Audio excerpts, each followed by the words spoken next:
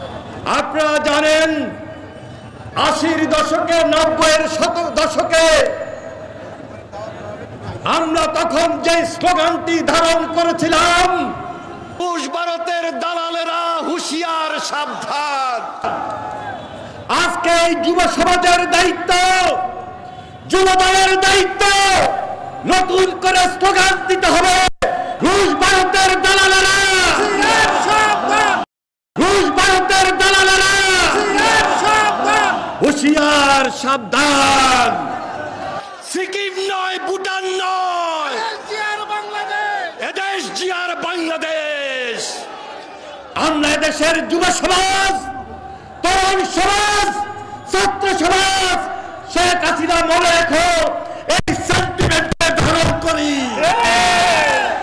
কারণ তুমি সেদিন ২৮ অক্টোবর সৃষ্টি করেছ, তুমি ২৮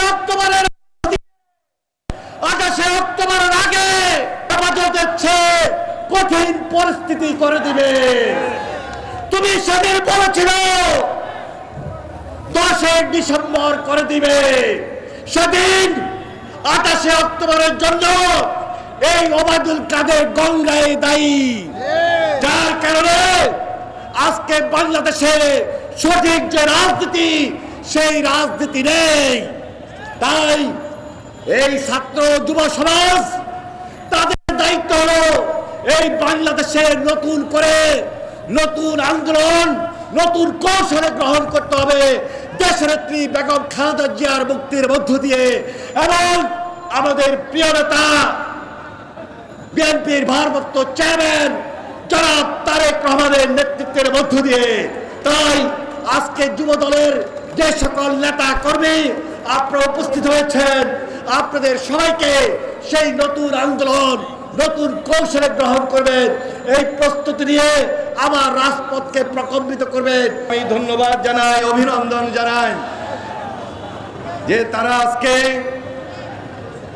যুব দলের সেন্টিমেন্টকে একত্রিত করেছে দেশনেত্রী বেগম খালেদা জিয়ার মুক্তির দাবিতে। তারা আজকে ঐক্যবদ্ধ হয়েছে যুব দলের প্রেসিডেন্ট সুলতান সালাউদ্দিন টুকুর মুক্তির দাবিতে।